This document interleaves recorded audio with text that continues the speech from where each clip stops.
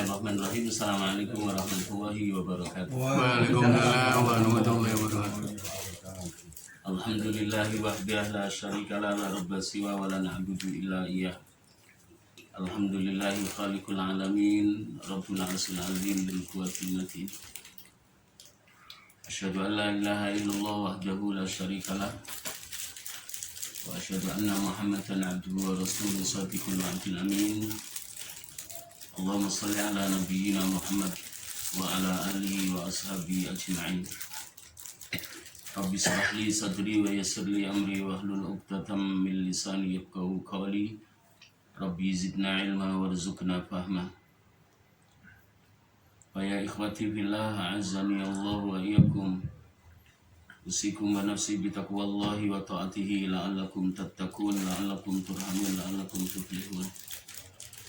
Yaqulullah Rabbuna tabaraka wa ta'ala fi kitabihil aziz. A'udzu billahi samii'il 'aliim minasyaitonir rajiim. Ya ayyuhalladzina amanu taqullaha haqqa tuqatih wa la tamutunna illa wa antum muslimun. Ya ayyuhan nasu taqu rabbakumul ladzi khalaqakum min nafsin wahidah wa khalaqa minha zawjaha wa batha minhuma rijalan katsiran wa nisaa'a. Wattaqullaha alladzi tasaaluna bihi wal arham, innallaha kana 'alaikum raqiba.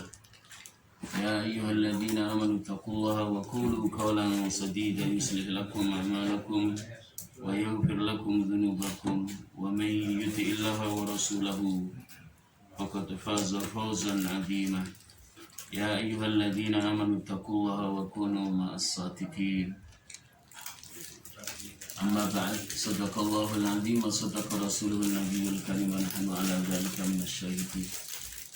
Allahumma inna nas'aluka ilman nafi'a wa rizqan thayyiban wa amalan mutaqabbala wa anfa'na bima 'allamtana wa 'allimna ma yanfa'una wa zidna ilman warzuqna fahman wa amalan salihan. Amma ba'd, para bapak, para ikhwah yang dirahmati oleh Allah Subhanahu wa taala, alhamdulillah kita bersyukur kepada Allah Subhanahu wa taala atas nikmat-nikmatnya sampai malam hari ini. Nikmat Allah Subhanahu wa taala tetap dikaruniakan kepada kita, nikmat kesempatan dan nikmat kesehatan. Mudah-mudahan duduk kita bersama di majelis ini menambah keberkahan hidup kita, menambah kemuliaan kita di sisi Allah Subhanahu wa taala, karena duduk kita di majelis ini adalah duduk dalam rangka menambah wawasan tentang Islam, menambah wawasan kita tentang Al-Quran, pedoman hidup kita yang pertama, dan juga menambah wawasan tentang sunnah Nabi kita Muhammad sallallahu alaihi wasallam, baik sunnah qauliyah yang berupa sabda yang disabdakan oleh beliau maupun yang berupa takririyah, ketetapan beliau di dalam memberikan legalitas terhadap apa yang dilakukan oleh para sahabatnya, termasuk juga sunnah fi'liyah, sunnah yang langsung Rasulullah SAW mempraktekkan dalam kehidupan beliau sebagai Nabi dan sebagai Rasul, termasuk juga dalam kehidupan pribadi sebagai seorang mukmin. Semuanya patut kita jadikan sebagai uswah hasanah, sebagai qudwah yang mahmudah, yang terpuji. Dan mudah-mudahan kita bersama termasuk yang dapat menteladani beliau dengan keteladanan yang sempurna. Dan Allah istiqomahkan di atas sunnah. Istiqomah di atas sunnah adalah kemuliaan yang nilai pahalanya di sisi Allah tak terhingga. Oleh karenanya Syekhul Islam Ibnu Taimiyah rahimahullah ta'ala berkaitan dengan seorang mukmin yang Allah istiqomahkan di atas sunnah. Istiqomah ketika berpikirnya tidak lepas dari Al-Quran dan As-Sunnah, termasuk juga ketika berbicara, istiqomah tidak lepas dari Al-Quran dan As-Sunnah. Ketika berakhlak juga tidak lepas akhlaknya dari Al-Quran dan As-Sunnah. dan juga ketika mempraktekkan nilai-nilai dalam kehidupan sebagai seorang mukmin tidak lepas dari Al-Quran dan As-Sunnah. Maka beliau Syekhul Islam Ibnu Taimiyah rahimahullah ta'ala mengatakan al-istiqomatu a'zamul karamah. Jadi istiqomah di atas Islam, istiqomah di atas iman, dan istiqomah di atas ihsan adalah kemuliaan yang sangat besar, kemuliaan yang Allah berikan kepada hambanya, kemuliaan yang tak terhingga. Maka Nabi kita Muhammad sallallahu alaihi wasallam 15 abad yang lalu dalam sabdanya beliau menyampaikan kepada satu di antara sahabatnya, qul amantu billahi tsumastaqim.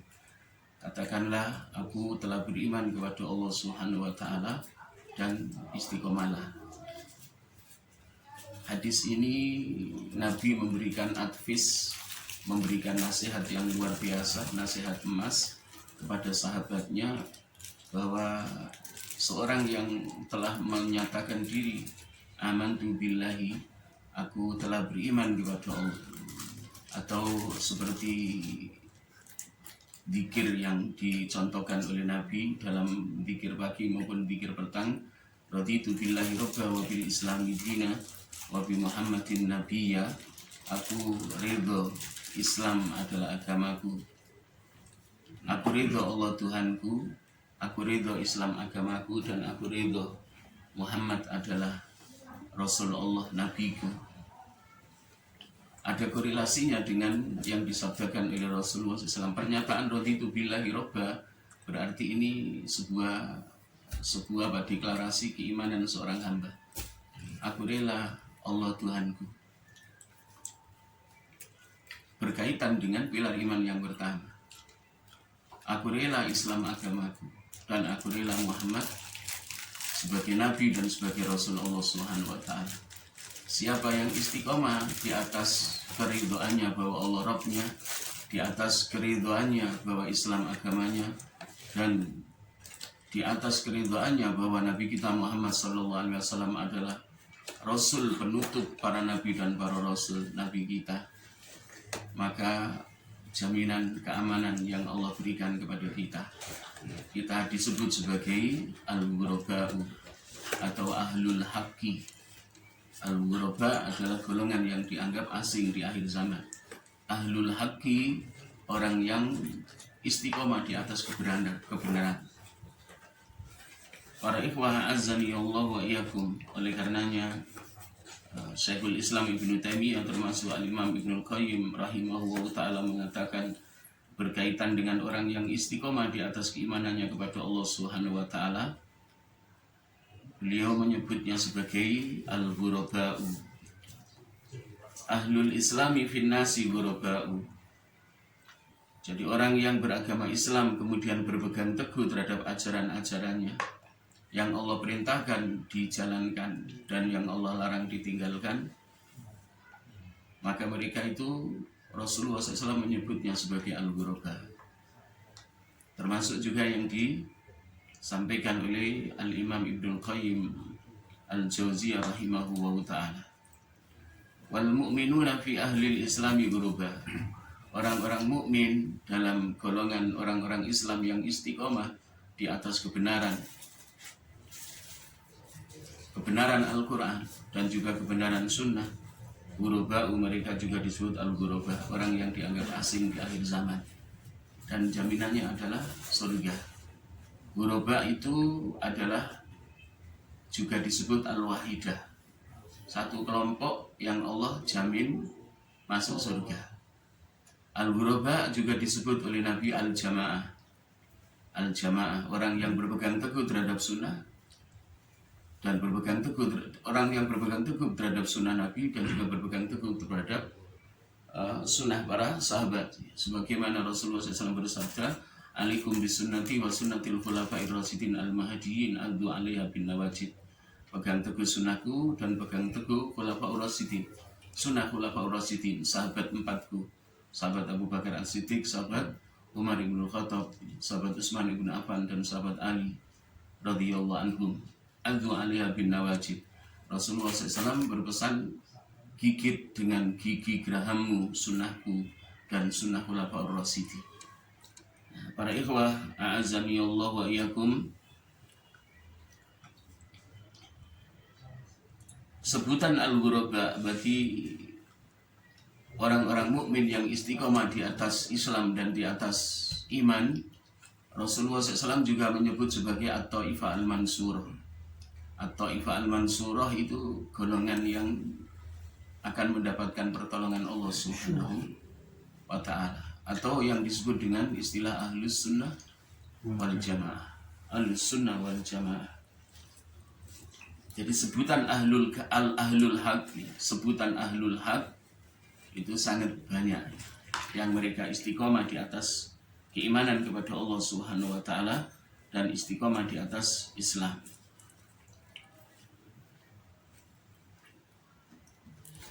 Mereka disebut wa ahlus sunnah alladzina yumayyizunaha minal ahwa'i wal bid'ah.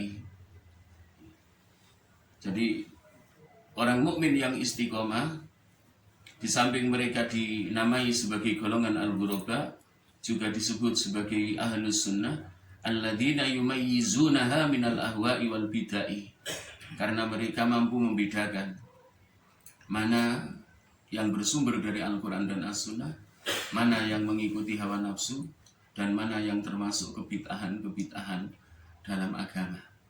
Jadi mampu membedakan antara yang hak dan yang batil. Sehingga mereka juga disebut ahlul haqqi. Al-ghuraba ahlul haqqi. Para ikhwah a'azzani Allah wa iyyakum. Wa ta'awatu ilaiha.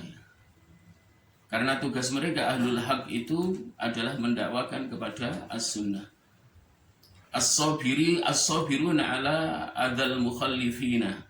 Dan mereka selalu memiliki keteguhan hati, sabar di dalam menghadapi golongan-golongan yang menyelisihi sunnah. Maka dalam sabdanya Rasulullah SAW menyampaikan hadis yang diriwayatkan oleh Imam Ahmad dalam Musnad Imam Ahmad, "Bada al-Islamu ghariban wa sayaudu ghariban." Jadi Islam pertama kali dibawa oleh Rasulullah SAW itu datangnya dianggap asing, dan keasingan Islam itu akan kembali di akhir zaman. Hanya ada perbedaan.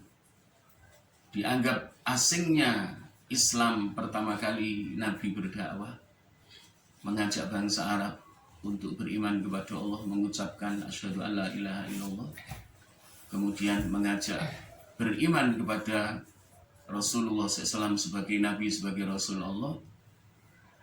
Dianggap oleh ahlu Mekah di masa jahiliyah membawa ajaran yang aneh. Mengapa ahlu Mekah, orang-orang musyrik Mekah itu menganggap Rasulullah SAW membawa ajaran yang aneh? Karena pada umumnya bangsa Arab pada waktu itu memiliki paham politisme. Paham politisme itu mereka Tuhan yang disembah banyak.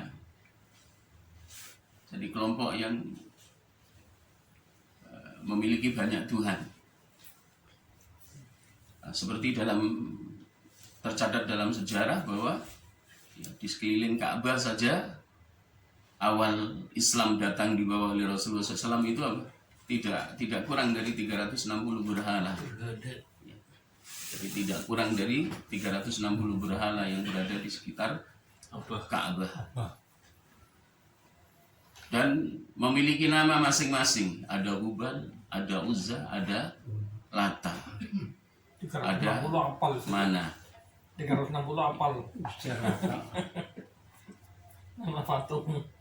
Sementara Islam mengajak hanya mengimani satu Tuhan, Allah Subhanahu wa taala Rabbul Alamin. Tuhan semesta alam yang menciptakan seluruh makhluk, yang memberi kehidupan kepada kita, yang mengatur semua urusan kita. Suatu saat Islam itu akan kembali asing.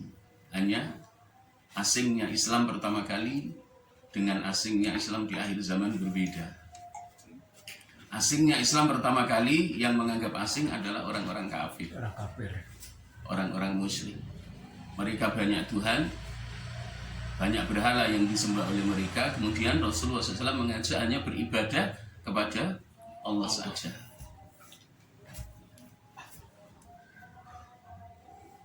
Nah, di akhir zaman akan kembali keasingannya.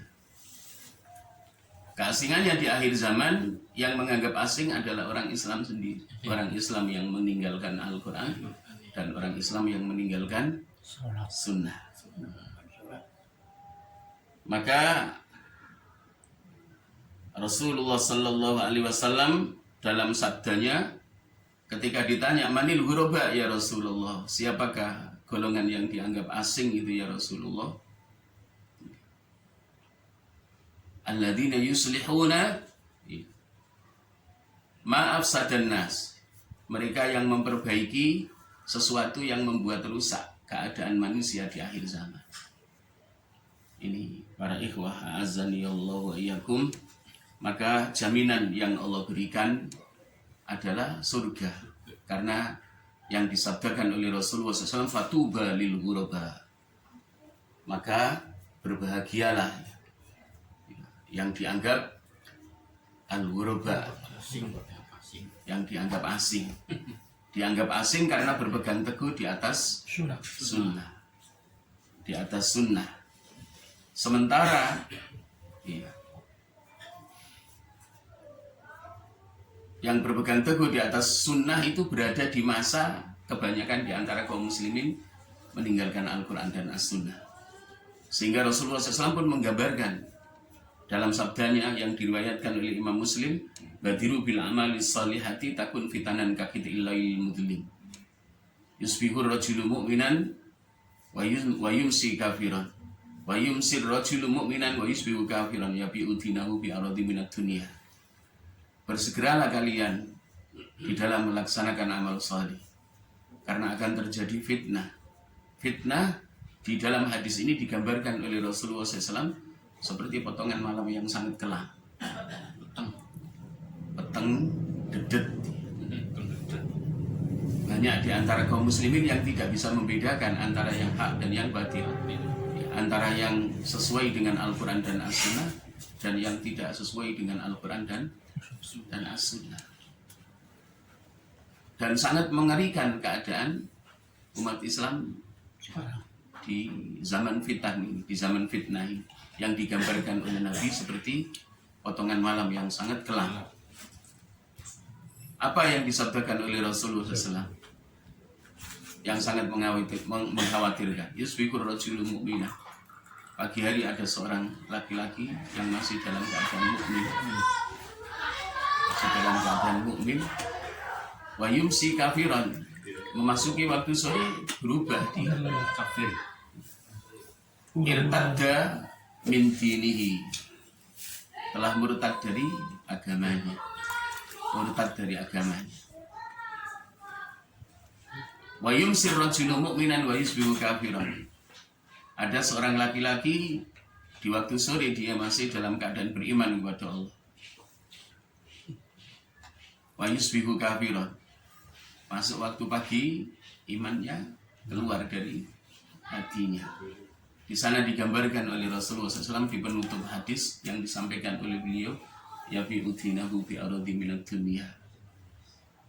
Seorang laki-laki yang digambarkan oleh Rasulullah pagi hari dalam keadaan mukmin, kemudian berubah sore hari menjadi kafir, atau sore hari dalam keadaan mukmin, masuk waktu pagi dalam keadaan kafir. Mereka tidak menyadari bahwa Islam itu memiliki nilai jual yang sangat tinggi. Mereka tidak menyadari bahwa keimanannya kepada Allah dari rukun 1 sampai rukun iman itu adalah mutiara yang tak terhingga dan menjadi syarat mereka dijamin keamanannya oleh Allah Subhanahu wa taala. Ketika iman, Islam dan ihsan itu bisa dipertahankan sampai akhir hayat. Sampai akhir hayat. Jadi menilai Islam itu murah. Jadi seorang muslim di akhir zaman itu yang mereka jauh dari Islam agamanya, jauh dari Al-Quran pedoman hidupnya yang pertama, dan jauh dari sunnah pedoman hidupnya yang kedua, mereka menilai bahwa agama Islamnya itu harganya murah, sehingga mudah ia jual dengan bekal duniawi yang sangat sedikit. Ya bi'udinahu bi'aradhi minat dunia. Seorang laki-laki yang digambarkan oleh Rasulullah SAW pagi hari dalam keadaan mukmin, kemudian sore hari murtad, atau sore hari masih dalam keadaan mukmin, masuk waktu pagi murtad, ia jual agamanya dengan bekal dunia yang sangat sedikit. Jadi seorang muslim yang imannya ringkih, yang memahami bahwa dunia adalah segala-galanya, tapi tidak memahami bahwa imannya, mutiara iman yang ada di dadanya beserta 6 pilarnya, itu adalah mutiara yang tak ternilai di sisi Allah Subhanahu wa Ta'ala, memiliki nilai yang tak terhingga. Para ikhwah azani Allah wa iyyakum, maka alhamdulillahirabbil alamin alladzi bi ni'matihi tatimmus shalihat, segala puji bagi Allah Subhanahu wa Ta'ala dengan nikmat-nikmatnya yang kita syukuri, nikmat iman, nikmat kesempatan yang kita gunakan duduk di majelis ilmu ini, taufik yang Allah berikan kepada kita luar biasa, yang dapat memberikan motivasi kepada kita untuk tetap semangat dalam menyempurnakan amalan-amalan Islam, baik amalan-amalan yang wajib yang Allah perintahkan, termasuk juga amalan-amalan yang sunnah yang sudah diatur oleh Allah Subhanahu wa Ta'ala di dalam Al-Quran, dan juga disabdakan oleh Rasulullah, dicontohkan oleh Rasulullah SAW di dalam sunnahnya. Maka di akhir zaman ini kita masuk dalam kelompok Al-Ghuraba, karena di akhir zaman kelompok Al-Ghuraba inilah yang mendapat jaminan kebahagiaan ketika kembali kepada Tuhannya, dan mereka yang disebut Ahlul Haq. Jadi Ahlul Haq di akhir zaman Rasulullah sematkan dengan nama khusus Al-Ghuraba, orang yang dianggap asing, dan surga jaminannya. Karena Rasulullah SAW walaupun tidak secara langsung membahasakan orang yang dianggap asing di antara orang-orang mukmin di akhir zaman, ya, di dalam hadis itu yang mengait dengan Islam pertama kali datang dianggap asing, kemudian akan kembali asing, surga tidak disebutkan oleh Nabi di dalam hadis ini. Tapi apa? Beliau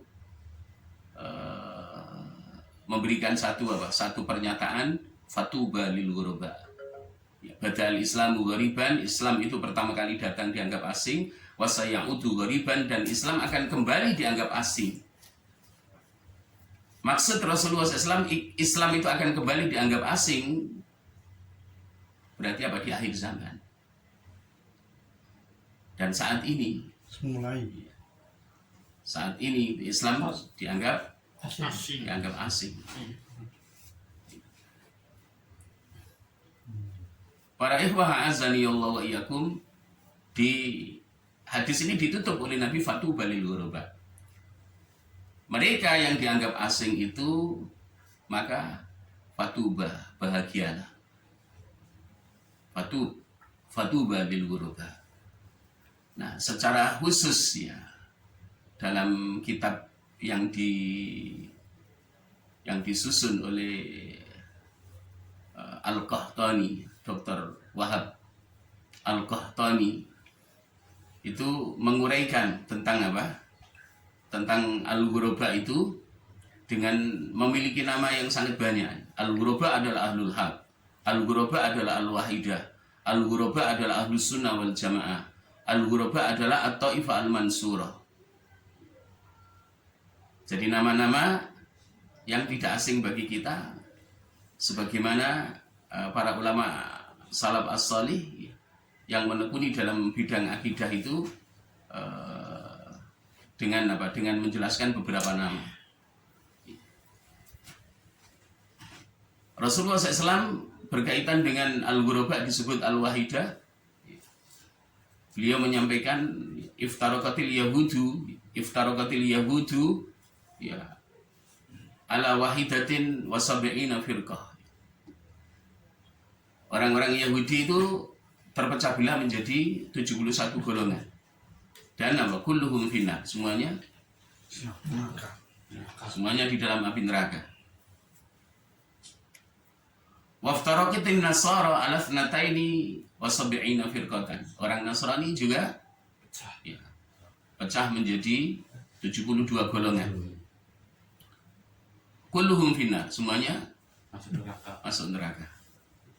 Karena tidak mengikuti ajaran Nabi Isa alaihi salatu wassalam dengan berpedoman kepada kitab Injil. Termasuk orang Yahudi, mereka tidak mengikuti ajaran yang diajarkan oleh Nabi Musa alaihi salatu wassalam. Wasataftariqu ummati. Di urutan yang ketiga ini Rasulullah SAW menyampaikan, dan akan terpecah belah umatku. Umatku akan terpecah belah ala thalathatin wa sab'ina firqatan, menjadi 73 golongan. Menjadi 73 golongan. Kulluhum finnari illa wahidah. Semuanya masuk neraka kecuali satu. Lah al-ghuraba ini disebut al-wahidah. Yang satu itu. Al-ghuraba juga disebut ahlus sunnah wal jamaah. Al-ghuraba di sisi lain dalam sabda Rasulullah SAW, ya, beliau menyebutkan al-jamaah. Ada hadis lain dalam riwayat yang berbeda, ya, illal wahidah, ya, kecuali satu. Kemudian waqalu wa ma hiya ya Rasulullah.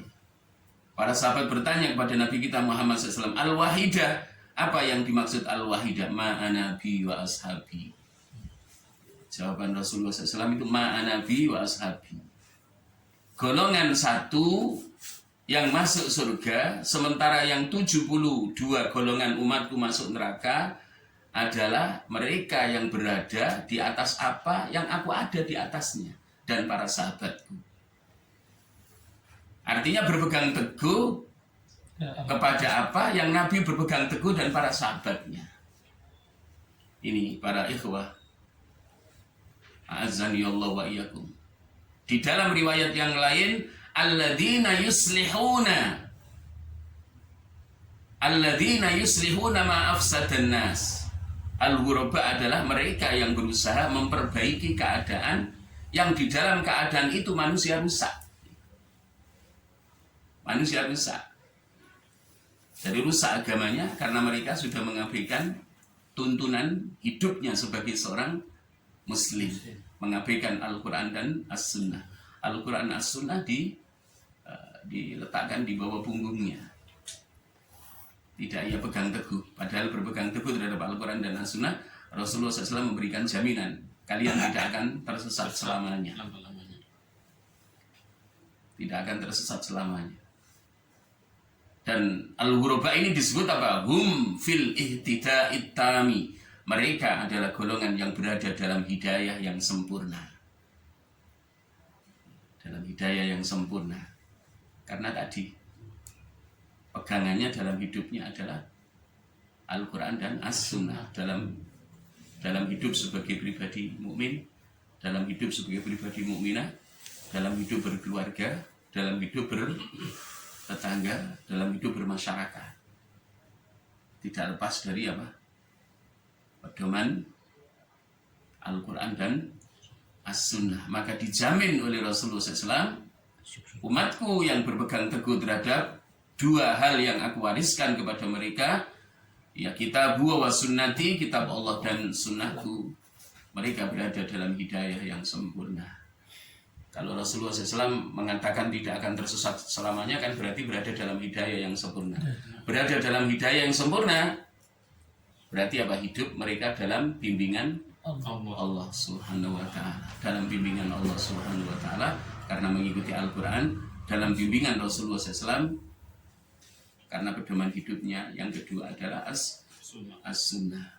Ini para ikhwah azani Allah wa iyyakum berkaitan dengan golongan yang disebut oleh Nabi sebagai al-ghuraba ini, ya banyak hadis yang disampaikan oleh Rasulullah sallallahu alaihi wa ala alihi wa ashabi. Sebagaimana yang tadi kami sampaikan penjelasan Ibnul Qayyim rahimahullah ta'ala dalam Madarijus Salikin jilid 3 halaman 155.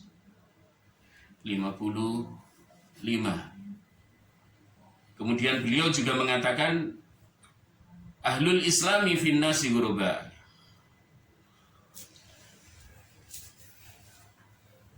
Mereka yang beragama Islam, mereka yang beragama Islam dan berpedoman kepada Al-Quran dan As-Sunnah di tengah-tengah manusia disebut al-ghuraba.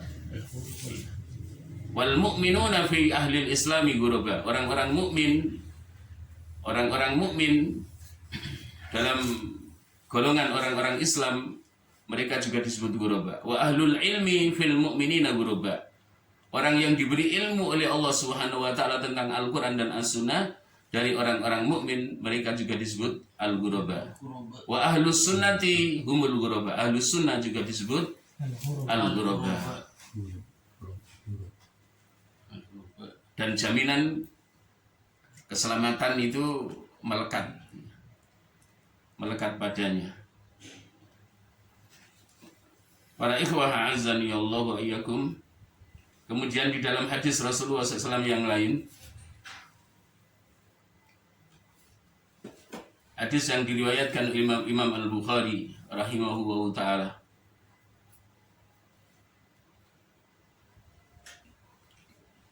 Rasulullah SAW bersabda,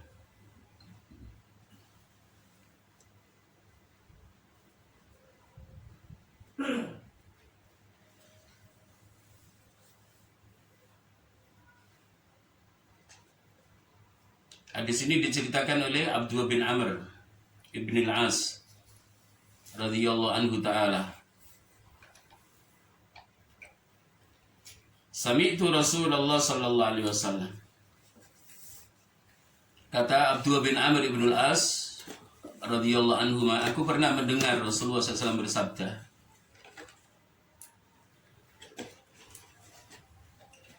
Dzata yaumin, pada suatu hari, wa nahnu indahu, dan kami pada waktu itu berada di dekatnya. Jadi Abdullah bin Amr ibn al-As menceritakan, aku pernah mendengar Rasulullah SAW bersabda, dan saat itu Rasulullah SAW itu ada di dekatku. Kami saat itu ada di dekat Rasulullah SAW. Tuba lil ghuraba. Tuba lil ghuraba. Berbahagialah al-ghuraba. Orang-orang Islam yang dianggap asing, dianggap aneh. Karena taat dalam beragama. Taat dalam beragama. Kila, di antara para sahabat ketika itu ada yang bertanya kepada Rasulullah SAW. Kila, ditanyakan kepada Rasulullah SAW. Manil ghuraba ya Rasulullah? Siapakah ya Rasulullah yang panjenengan mengatakan fatuba lil ghuraba? Berbahagialah bagi al-ghuraba. Karena al-ghuraba ini dianggap sebuah bahasa khusus pada waktu itu oleh para sahabat. Dan para sahabat itu belum memahami, walaupun mereka juga sudah biasa berbicara pakai bahasa Arab bersama Nabi. Tapi ketika ada bahasa-bahasa khusus yang disampaikan oleh Nabi dalam sabdanya, itu diantara para sahabat tidak paham, termasuk juga Pak al-ghuraba. Qala Rasulullah SAW bersabda, unasun solihuna.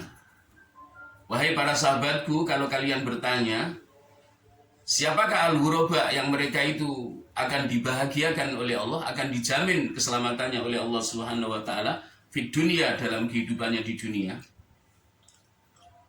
Karena al-ghuraba ini orientasi hidupnya bahagia itu tidak hanya karena harta. Keistiqomahan mereka di dalam melaksanakan Al-Quran dan As-Sunnah itu adalah sebuah kedamaian, sebuah kebahagiaan. Unasun salihun, manusia-manusia yang salih. Manusia-manusia yang salih yang berada di tengah-tengah manusia yang rusak. Itu disebut apa? Al-Ghuraba. Manusia-manusia yang taat di tengah-tengah manusia yang tidak taat. Banyak orang yang meninggalkan sholat 5 waktu, sementara apa? Menjaga sholat 5 waktu.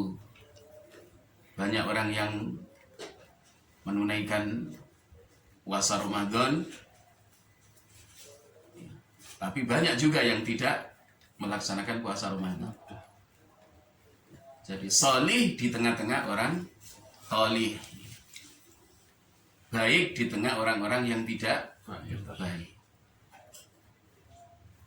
Qalilun fi nasin su'in kathirin. Jadi orang-orang solih yang sangat sedikit jumlahnya berada di tengah-tengah orang jahat yang sangat banyak. Jadi orang yang buruk banyak, kemudian apa? Orang yang baik sedikit, maka mereka itu disebut al-ghuraba. Unasun solihun qalilun fi unasi su'in kathirin. Manusia yang solih itu sangat sedikit, berada di tengah-tengah orang-orang yang buruk. Man ya'sihim aksar, orang yang taat kepada mereka sedikit. Man ya'sihim aksar, orang yang durhaka, orang yang menyalahi mereka dalam beramal itu sedikit. Orang yang tidak sesuai amalannya dengan mereka itu banyak. Mimman yuti'uhum, dibandingkan dengan orang yang taat kepada mereka. Jadi yang menyalahkan mereka banyak, tapi yang mendukung mereka sedikit. Yang membenarkan mereka sedikit, tapi yang menyalahkan mereka banyak. Kelihatan. Ya kerumunan merak orang. Manusia baik di dalam kerumunan orang-orang yang buruk. Merak pelanggar. Yang buruk. Jadi yang ikut sedikit, tapi yang tidak ikut banyak. Yang tidak ikut banyak. Para ikhwah azani Allah wa iyyakum, maka al-ghuraba ini disebut apa? Disebut kelompok yang sangat istimewa di akhir zaman. Dan orang yang dianggap asing pertama kali adalah Rasulullah SAW dan para sahabat. Para sahabat yang 10 sahabat dari Muhajirin dan Ansar yang pertama kali masuk Islam, yang dijamin oleh Allah Subhanahu wa taala masuk surga, yang dianggap asing. Dan di akhir zaman yang dianggap asing, yang disebut oleh Rasulullah SAW sebagai golongan al-ghuraba adalah apa? Ulama ahlus sunnah wal jamaah. Siapa mereka ulama ahlus sunnah wal jamaah? Ya, Muhammadiyah ya ahlus sunnah wal jamaah, Al-Irsad ya ahlus sunnah wal jamaah, NU ya sama. Karena apa? Kita menilai dari sisi apa? Persamaan dalam iman. Ya, kalau ada perbedaan yang kaitannya dengan apa? Dengan yang tidak sesuai dengan as-sunnah, itu nanti ada perhitungannya sendiri dari Allah Subhanahu wa taala. Jadi tidak ada yang berani mengatakan ya Ahlussunnah wal Jamaah itu hanya satu golongan ya. Saja. Aku ya, semua Muhammadiyah ya Ahlussunnah wal Jamaah, Al-Irsad ya Ahlussunnah wal Jamaah, NU ya Ahlussunnah wal Jamaah, Salafi ya Ahlussunnah wal Jamaah. Para ikhwah azani Allah wa iyyakum, karena penilaiannya adalah persamaan di dalam apa? Iman. Ya, di dalam iman, rukun imannya sama. Rukun imannya sama, rukun Islam juga sama. Ya, pedoman hidupnya apa ya? Pasti jawab pedoman hidupnya Al-Qur'an dan As-Sunnah. Kecuali Syiah. Kecuali Syiah itu bukan bagian dari bukan bagian dari Islam Islam karena timpang. ya, penyimpangan dalam akidah. Penyimpangan dalam akidah. Malaikat Jibril dituduh apa? Salah memberikan wahyu yang seharusnya kepada sahabat Ali bin Abi Thalib, tapi kesasar kepada Nabi. Kesasar pada Nabi. Kemudian mengangkat sahabat Ali bin Abi Thalib radhiyallahu an di atas Rasulullah sallallahu alaihi wa ala alihi wa ashabi. Menuduh Bunda Aisyah radhiyallahu anha sebagai wanita pezina. Ya, lalu apa? Melaknat sahabat Abu Bakar As-Siddiq radhiyallahu anhu dan sahabat Umar sebagai apa? Dua pohon iblis yang ada di dalam neraka Jahanam. Padahal Rasulullah SAW dalam sabdanya menyampaikan yang apa yang misui sahabatku aja kafir, apalagi sampai apa mengakui hanya sahabat Ali bin Abi Thalib radhiyallahu anhu taala yang satu-satunya sebagai sahabat Rasulullah SAW. Padahal apa? Sahabat Ali juga tidak menyatakan seperti itu. Maka pernyataan beliau ya kepada orang-orang Syiah, kau mengatakan setia di hadapanku, tapi kau tusuk aku ketika berada di balik punggungku. Ya, kalau Syiah di zaman sahabat Ali bin Abi Thalib pada waktu itu bukan Syiah aliran, tapi Syiah kelompok. 73 golongan itu, Ustaz. Kelompok, nama kelompok. Ketika sahabat Ali bin Abi Thalib radhiyallahu an membatalkan perang antara menghentikan perang dengan Muawiyah. Ya, menghentikan perang dengan Muawiyah, maka ada dua kelompok ya, yang tidak setuju dihentikannya perang Siffin, perang yang terjadi antara sahabat Ali bin Abi Thalib radhiyallahu an dengan sahabat Muawiyah radhiyallahu an, disebut Khawarij. Kemudian yang tetap mendukung Ali adalah Syiah. Tapi pada waktu itu hanya sebuah kelompok, kemudian berkembang menjadi aliran dalam agama. Dan banyak, ada Syiah Zaidiyah, ada Syiah Al-Imamah, Isna Asyariyah, Syiah Fatimiyah, dan lain-lain. Nah, para ikhwah azani Allah wa iyyakum, alhamdulillah Allah takdirkan kita tidak menjadi bagian dari Syiah, tapi menjadi bagian dari Ahlus Sunnah wal Jamaah. Dan ini karunia yang luar biasa, taufik dan hidayah Allah yang tak ternilai.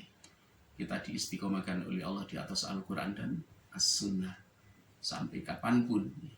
Mari kita pegang teguh dan mari kita masuk dalam bagian Al-Ghuraba sebagaimana yang dijelaskan oleh Rasulullah sallallahu alaihi wa ala alihi wa ashabi.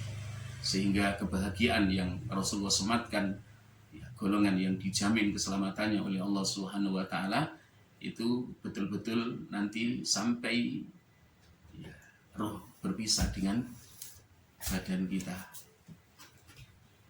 Saat kita sehat ini ya, Ahlus Sunnah wal Jamaah berpegang teguh terhadap Al-Quran dan As-Sunnah, kuat ya ketika kita dalam keadaan senang maupun dalam keadaan susah, dalam keadaan sakit maupun sehat, sampai ajal tiba kita kembali kepada Allah Subhanahu wa taala. Maka Al-Quran dan As-Sunnah ini harus selalu ada di dada kita, sehingga sebutan Al-Ghuraba Ahlul Haq yang dijamin oleh Allah Subhanahu wa taala berada dalam hidayah yang sempurna, karena Al-Quran dan As-Sunnah adalah menjadi pedoman hidup kita. Ini betul-betul terpelihara. Dan ya, para ulama salaf as-salih itu ya,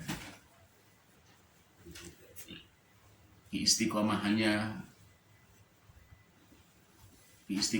di atas Al-Quran dan As-Sunnah selalu diikuti dengan permohonan doa kepada Allah Subhanahu wa taala. Ya muqallibal qulub tsabbit qalbi ala dinik. Termasuk ya, Allahumma amitna alal Islam wa ala sunnah. Ya Allah, matikan aku di atas Islam dan di atas sunnah.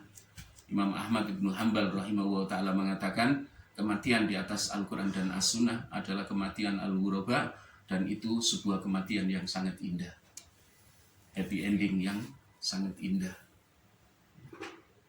Dan sebagian ulama salaf as-salih pun berdoa kepada Allah, Allahumma ja'al akhir kalamina la ilaha illallah, jadikanlah akhir kalamku ya Allah adalah kalam yang berupa kalimat yang sangat tinggi nilai jualnya di sisi Allah Subhanahu wa taala, yakni kalimat thayyibah la ilaha illallah, yang disebut sebagai kunci pembuka surga.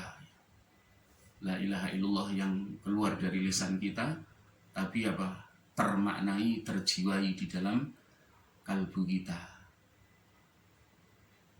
Wallahu a'lam bishawab. Barakallahu fikum. Yang benar datangnya dari Allah Subhanahu wa taala, yang salah datangnya dari diri saya pribadi. Monggo barangkali ada yang menambahkan atau yang syarik. Wah, Saya ada waktu.